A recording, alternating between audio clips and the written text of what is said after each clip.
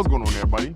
Welcome back to another episode. You know what time it is? Yeah. Do the three things. Do the three things. So today we have a very cool interview happening. More of a Pride episode. We know that it's not Pride, but we celebrate these things every day. Every day. And so we're interviewing the executive producer, Dan Andries over at WTTW. He's got a really cool documentary that came out last November, 2023. It's re-airing. It's re-airing now. It's out now, actually. Yeah, it's out now, and you all need to watch it. But we'll get into that. We're here at the Gerber Hart Library and Archives here in Rogers Park, and I know you got some facts about it. Well, yeah, I just want to kind of give an idea of like who it was named after. So you have Gerber, he was German. He moved to Chicago in 1923, and he was one of the first people to start kind of like a gay community organization. It was later shut down because a daughter of one of the members found his information and reported him to the police, and so they raided them because you couldn't be gay. That's so ridiculous. That's why. And then the other person is Pearl, and she was a lawyer and an advocate for the gay community, obviously. She's lesbian herself, right? Yeah. And she fought for kind of like juvenile rights, and she was an expert in juvenile law and immigrant law. And they called her the guardian angel of gay Chicago, or the gay guardian of Chicago. One or two, that works. That works. Both of them work. Yeah. So we're gonna go in. We're gonna meet Dan and check out the library and put you on game. Let's get it.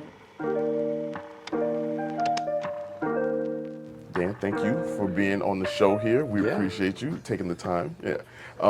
So we got a lot to talk about as far as what you have going on, but just tell the people who you are, what you've done, and where we're going. So my name is Dan Andries. I'm a senior producer at WTTW, Chicago's public television station, our PBS station. And I'm a staff documentary producer, which is really kind of amazing. Amazing that they gave you the job? It's amazing that that job exists. And there's a few of us, which is also amazing. And it's great to be one of those people. And my most recent documentary that I hope we're going to talk about today, I know we are. No, we're not talking about it. is the Outrage of Danny Sotomayor, which we first aired in November on WTTW, and it has been rebroadcast Friday, June 28th as part of Pride, right after a great documentary about Art Johnston and Pepe called Art and Pep. And the Outrage is on. It's online. It's on our website, wttw.com/Danny. Yeah. Okay. Easy to find. Yeah. It'll be right here. Right. It's on YouTube.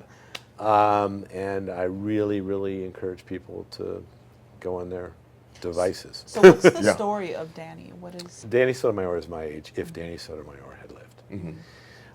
I think of him as a peer. He was running around the same Chicago I was running around as a young man. And he studied at the American Academy of Arts and at Columbia, and I was at Columbia in the late 70s. And my friends were at American Academy of Arts, and there used to be parties where like people from the Art Institute in there and would all mingle, and I didn't ever meet Danny. But I moved to New York in the early 80s, and I was there for the entire decade of the 80s into the early 90s, so I missed Harold Washington. Oh, yeah. I'm a Chicago boy. I missed Harold Washington. All the big ones. Yeah. Oh, my God. Jane Addams. Jane Byrne, I mean. Jane Byrne. Well, Jane Byrne, I was there when the snow fell, and she got the job. Gotcha. Okay. I was on the train platforms. I'm like, oh. That wasn't, that actually, the anniversary is that, wasn't that long ago? A couple weeks ago. Yeah. So, Jane Byrne, I was around for a bit of that. But in the beginning of Chicago Fest and the beginning of Navy Pier becoming like a place you could go hear music and all that. But I also missed what happened in Chicago around AIDS, but in New York, obviously, you couldn't escape AIDS. Yeah. Right. It killed my friends, and it changed everything. And the New York Times was an endless obituary of like amazing creative people just destroyed, communities destroyed, and ACT UP. Right. The silence equals Act Up. Act Up. We'll get into that in a second. 'Cause They that were was- everywhere in New York, you know, and they shut down Wall Street, and they shut down, you know, the courts, and and the silence equals death, and it was huge. So that's where I was, and I didn't learn about Danny Sotomayor until 2007, 2008, Oh wow.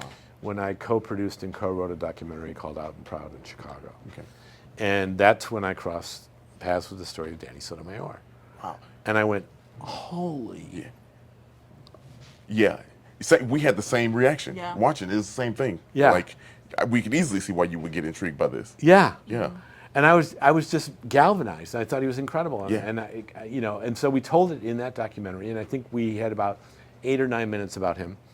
There's great archival material about him, all this film, and we had found this documentary called Short Fuse, and we contacted the filmmakers, and we used some of that, and then Marie Kuda, who's a name you probably don't remember, but they would know her around here, Yeah.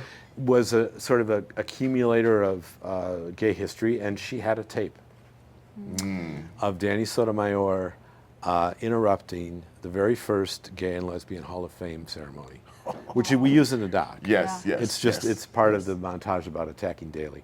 And so there's Jim Flint and Art Johnson, all these people getting awards, and, you know, Danny's in the back screaming, give the awards back, give the awards back. The city, you know, the city in his mind was not doing their part. To pretend that they were doing it with these awards was shameful to him. Yep. Yeah. That was a contentious moment right there too. Yeah. Holy cow. Yeah. Like man, it almost looked as if Mayor Daley was ready to kind of go back and forth with him, and he did go back and forth. But it was what a moment that was. Yeah.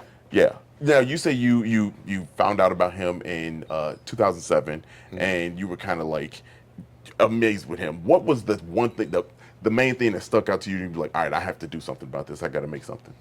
It's such a great story. Yes. Like the form of the story blew me away, and his passion and the intensity of it and the theatricality of it. But like there's a beginning, a middle, and end. And honestly, I'm going to say this, and I hope everybody understands what I'm saying. The structure of this tale is the structure of a passion play. It's the story of Christ. Yeah. Right. Yeah. Understandable. Because he didn't start out an activist. No, he wasn't. Right, yeah. No. Yeah. No. I mean, you know, I don't know if 12 he met a bunch of gay people and he said to his parents, I'm going to stay with these people, like Jesus Right. said to Yeah, the, right, you know. right. But whatever. That's but a it's fantastic take. he had a transformation, and he found his voice and his purpose, and then he lived it out until his dying day, and he died at 33. Wow. That's wild. Yeah, and now when you say it, you see, that's why you got to talk to the man, you know, and you put it together. That's, wow. And I was like, this is amazing story. This Yeah, amazing story. yeah. And then, you know, what we do in the documentary is actually deal with the resurrection. And the documentary itself is a kind of a resurrection. Yeah. Right? Just when you tell the story, you can. So Yep. we don't end it with his death because Right. that's Right. not the end. That's not, that's not the, yeah. Yeah. Right. Yeah, he did so much, and that analogy that you use is, very, I know a lot of people are like, what? But you look at it, and Yeah. when you see Right. it, it's absolutely true. Yeah. You know, because like you said, he didn't start out by want to be an activist. No. You know, and then it even in his artwork, you know, became He later, he started using his. made more powerful. You know Yeah. what I mean? Like in very, very direct at Yeah. what he was doing. Yeah. You know. Now, how do you even start to put together a story of somebody you had just met? We're only 17 years removed from you finding him, right? You know what I Yeah. mean? Yeah. Finding out about him, and how did you put that together? So I kept thinking about the story, and I'm like, it could be a feature film. Maybe I should have a screenplay written. You know, how do I get the rights to this story? And I talked endlessly to the people who were at the center of it. So I talked to Laurie Cannon so many times about, I want to do something more about Danny.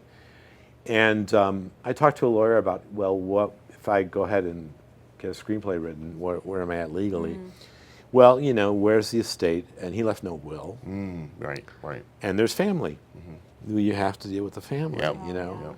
And no one really in Danny's activist world had spoken to the family in years.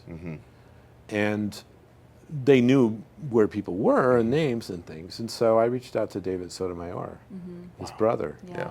And not knowing what that would be like. Yeah, he like killed me in the documentary. Yeah. He Yeah. was- Man, that was a moment too. Yeah. Several moments. Several moments. That was incredible. David's a lawyer, and obviously he was around for this stuff. And Danny would call him Right. and ask for legal advice.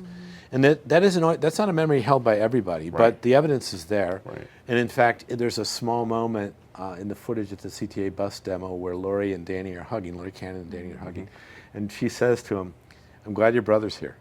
Yeah. And I said, Lori, was his brother there? No, I don't remember that. But it's okay, but Yeah. he was. And Danny goes, yeah, and runs off, But he was one of the lawyers who helped get them out of the police station, which is now a part of Center on Halstead. Yep. Right. Isn't that crazy?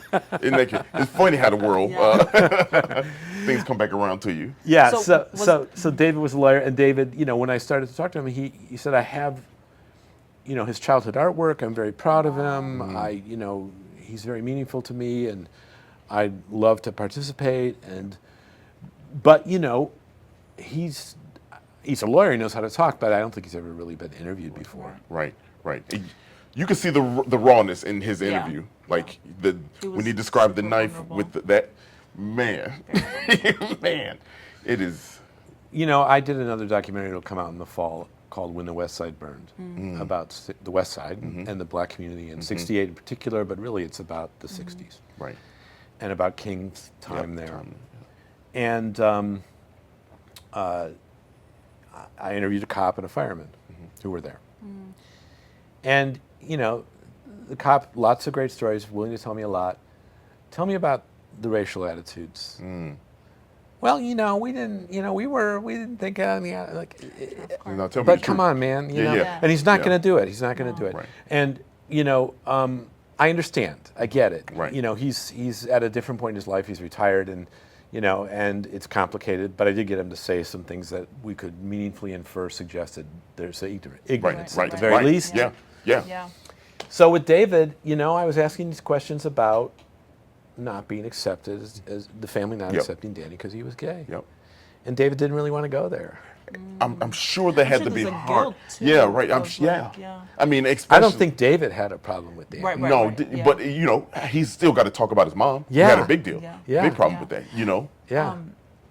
I feel like watching this story is, even if you don't relate to it from like a personal experience level, I feel like his story really reflects the story of a lot of people that have gone through, as minorities of any group that have gone through struggles. You could really see the same experience. Like for me, for example, as like an Arab woman that has lived in the United States for 12 years now, a lot of the stuff that he went through, it might have not been exactly the same, but I feel like Yeah. I can relate to it from just the way he felt like his community was being silenced, and it was kind of like this performative activism on part of the government and like all this kind of stuff. And I was like, this is literally, and I feel like you might have felt the same. as a minority, for 2020 sure, was you know. almost like, Yeah. it's like a mirror image Yeah. of like, okay, Yeah. you give us Yeah. Juneteenth, but like what is Right. Yeah. actually being done? Right. You know what I mean? Like, Yeah. it's yeah, which is kind of reminded And then me it of became like, a holiday a couple of years later. right, but like Even that was 2 years late. Ain't that crazy? and it's the same thing with like the award ceremony. Like, Yes. great, but like, what are Yes. you actually doing? Right. Yes. Yeah. Yes. So David, not wanting to cross that line, and I said, well, Danny, talked about these things in interviews, and he talked about this moment of violence in your house and blah blah blah, and that was the spark. That was it. Yeah. Yeah. And that's a moment when you're as an interviewer, you're just like, you just have to shut up. Yes. And let Yeah. them- And just let it go. And that's my question. How do you, as the producer, interviewer, how do you hold your emotions in check? You know what I mean, with something like this, and not, man, how do you deal with that? You don't have to hold them in check. Right. Right.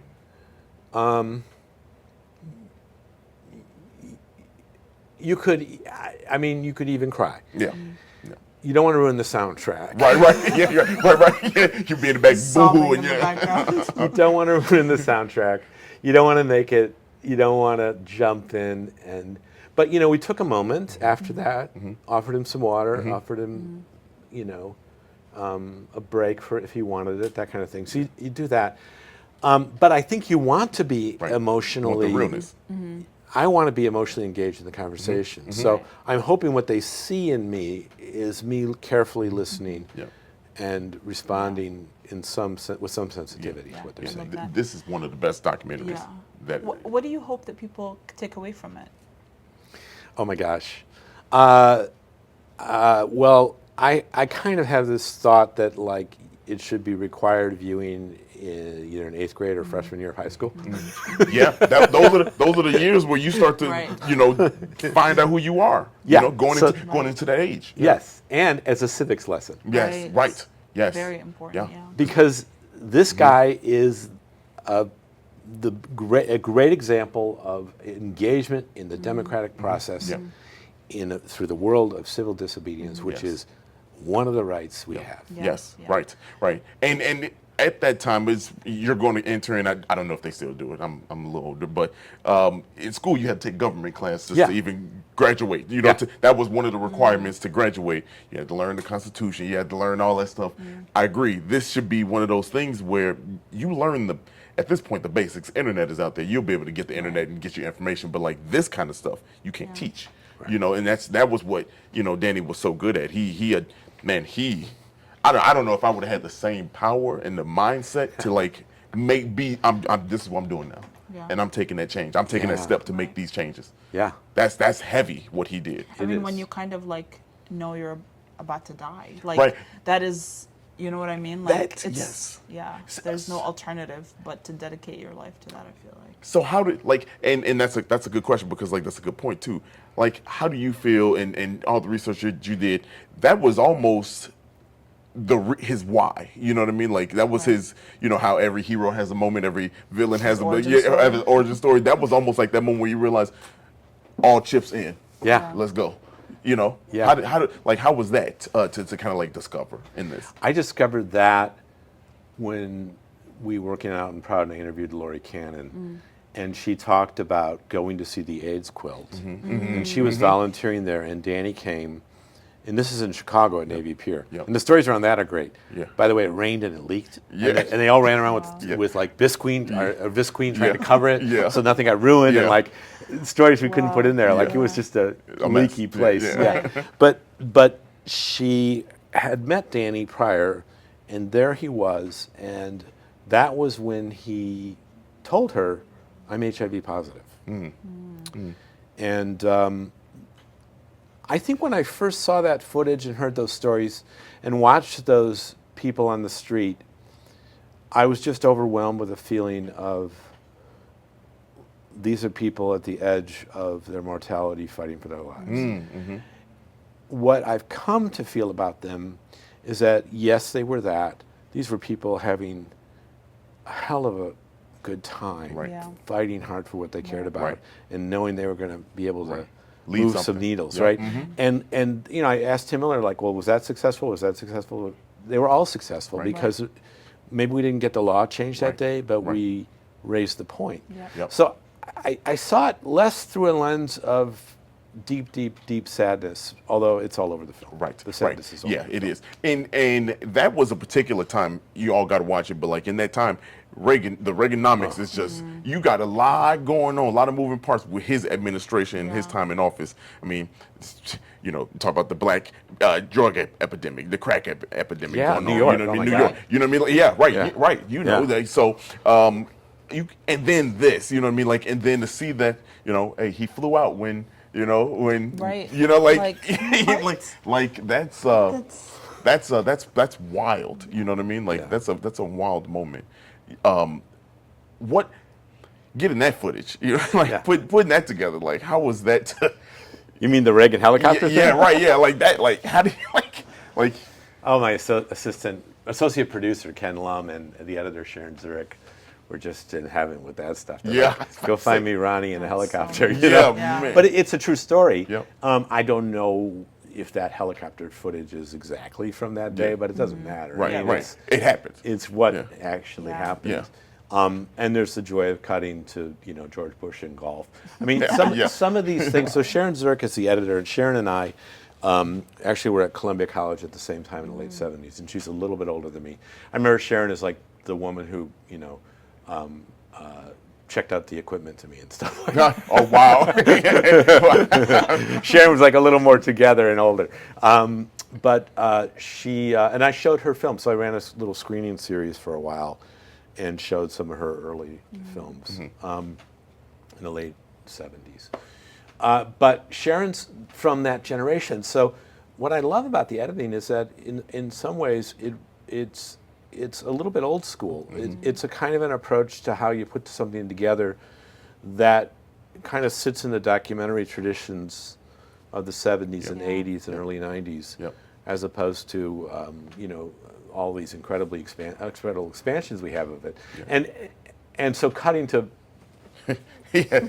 Bush and the golf club is definitely a maneuver of of a bratty subversive countercultural approach. That's how just you put do it that. that way. That's art.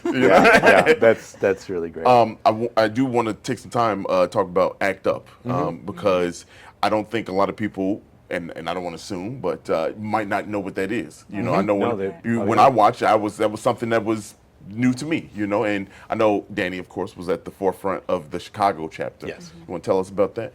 ACT UP, the AIDS Coalition to Unleash Power, and it was started in New York City. And there was this guy named Larry Kramer who had started something called the Gay Men's Health Crisis. Larry Kramer was an Oscar-winning or Oscar-nominated writer. A novelist, and he's older than a lot of the people that he was trying to address, but he saw AIDS. And so he was out there in New York City on St. Mark's Place or over in the West Village with table set up and literature, and he's yelling at all these gay people to stop having sex because it's going to kill them. And Larry's gay. And so I remember crossing paths with these people thinking gay liberation and sexual liberation was so powerful at that time. And the right to be able to be sexual was such a force. And I don't think people probably remember that. But like the idea that gay people would be told not to screw, very, very on the other side. Incorrectly, too. Well, but they need a condom. They need a condom. But he was yelling, you're going to die. And that really put him at odds, but he was trying to save lives. And ultimately, he got involved with creating ACT UP. He was part of creating this direct action group that would interfere and intervene and make things, So I think ACT UP got away from him and got its own world going. But in New York, it was very powerful. It was huge. It was huge. And they traveled around to confront the FDA and all these places. They went wherever they could to do stuff. And people came along. So Danny discovered them out in Maryland and then came to Chicago and said, we need a chapter. And there were chapters in Atlanta. There were chapters in San Francisco. They were all over the country. And it was a direct action group, and it was designed to shut down things and bring attention. And they always had a strategy. They always had a target. They always knew exactly what they wanted. So they went in with a list of, this is what we want. It wasn't just, random acts. No. This was calculated. We want this, we want that, we want that. And it just shows again, watching it, I'm like, man, I had no clue about this, but like, force. I mean, that was a force that, again, a lot going on around that time, but like, man, to have to, be able to put something together, a group of people together all on one accord. Man, especially here in Chicago. I know the branches were different, had the same message, but I'm sure Chicago was a little bit more, boisterous. Oh yeah, small and mighty. I think we said this in the documentary. It wasn't a lot of people, but they were pretty committed. Now, did you have a question? No. Okay, I had a question because we're here at the Gerber Hart Library. Library and Archives, and I am proud of the fact that WTTW Out and Proud in Chicago is honored by the Gay and Lesbian Hall of Fame. So I got to go and be inducted through that rubric. That's so cool. Yeah, it was pretty amazing. Yeah, that's gotta be. This is one because we did this a while ago, and I think it's the first in the world. Yeah. It's the first in the world. Yeah. And I know last time we said it with an asterisk because we couldn't confirm that. Yeah. But now we since they There might be confirmed. one Yeah, in they Benin, confirmed. right? Yeah, Yeah, yeah, right, yeah, right. I don't know. Yeah, right. Could be. Yeah. You always got to check. Like you got to cover all your bases. Like Yeah. people will come for you. Yeah. So here, I know this was an important location, right? You kinda Yeah, wanna so go- this is they've been at a lot of different homes, and I don't know how long they've been here, but the Gerber Hart Library was in Edgewater for a very long time, right next to the L. But prior to that, it was in locations down near Belmont, different locations. But it's a library and archives, and named for Pearl Hart, who was an attorney.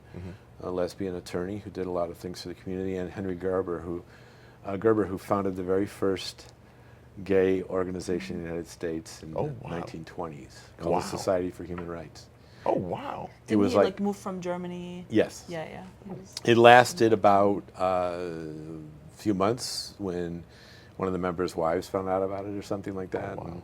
But it was very short-lived. Yeah. But that's a history no one really knew. And so part of like what this place represents is that like, wait a minute, we have a history. What is it? Right. Who are we? Right. Like I just found out about Henry Gerber, and so people sharing those stories and wanting to bring them forward and to say this is an important thing, even though the Society for Human Rights is an asterisk. You can find the documents in the county building when it was created and folded in the names, but that was it. Yeah. But it isn't really because Yeah. this is important stuff. So this is an amazing place. Yeah. And when we did Out and Proud, we went here for archives. And when we were making the Outrage of Danny Sotomayor, Yeah. we put Victor Salvo right over there. Yeah. Yeah, and we put Owen Keenan over in a closet around the corner. Oh wow! And we put Billy in the back room here. And It's amazing. Wow. It's as soon as you said it, I was like, oh yeah, this Yeah. is this Yeah. is it. Yeah, it's what's just speaking of kind of like not knowing about the community and like the history of things like that. I don't know if you know, we did this already, but the Maybelline was started by a gay man. You wouldn't ever, and he had to stay secret for a long time, especially it was a lot earlier than this, but in the 20s and the 30s, he's not coming out. You know what I mean? Like like he's not. He coming did out. have a partner. He but did. He did. just Right. didn't- But at that point, he had a Yeah. partner because Maybelline was so Right. strong. You know what I mean? Yeah. Like, and not, I don't want to say that, but when you got some firepower behind you, it's a little easier. But well, this is a great place and an amazing resource, and I think a really gathering spot of all these incredible books. I mean, this is extraordinary. Yeah. The amount of books Yeah. here, and but the archive that they hold on to, and researchers and scholars and college students, and then just anybody who Yeah. wants to come and love feel that. a place Yeah. that they're going to be at home. yeah, and we found this is probably our third library this year that we ran into that we were like, holy cow, didn't know this That's exists. like not part of That's the not Chicago part of the Public Library. Yeah, and I mean, there's some history in these places. Yeah. There's this one. We just found out the Morton Arboretum has a library with some super ancient stuff in saw there. that. You saw? Yeah. That's a good one. Truck. We didn't even show you the whole episode of that one. We had to so cut fun. some. We were like, holy, how is this here? And then of course Newberry Library. Everybody. I mean, like if you're a Chicagoan, you know it. But or historian, you know it. But it's just so cool to see people being represented, Right. and there's Vivian G. Harsh that we Yeah. we Oh, know, yeah. Incredible collection. incredible collection, Yeah. of everything with great artwork Yeah. in there, so a lot of cool things going on. Did you want to say something? All right. I know I'm talking like I can't keep on going, but That's okay. That's cool. Is there anything we didn't yes, mention? right, That you wanna, yes, That you, There was a little quote that came. Oh, yeah. There's a Mary Oliver poem okay, that I know because my what's the right word for her? See, I was raised Catholic, so now I'm a Unitarian minister. there we go, yeah, there we go, what's the word yeah, for yeah, it? well, I say, let's go to mass, honey. She goes, we don't go to mass. I'm like, whatever. yeah, right, It's the thing we do. It's not mass. I'm like, oh, because you were Protestant. That's why. Yeah, Oh, okay. That's funny. Funny. But the quote from my minister often says this is like, what are you going to do with your one wild and precious life? Okay, well, that just gives me Yeah, goosebumps. well, yeah, right. You got to end on that one. Can't That's say anything else after that. All right, y'all. That is the episode for today. Let me switch hands here. That's the episode for today. We hope that y'all enjoyed it. Thank you to Dan and everybody at WTTW for always rocking with us. Always. I Make sure you smacked support the documentary. Yeah, smack the microphone. Sorry. Make sure you support the documentary, and the best way to support us is to share our content. So please do that. Like, rate, subscribe, and if you made it to the end of the episode, go ahead and leave a rainbow in the comments. Oh, let's get it. I will see you next Monday. Bye. Deuces.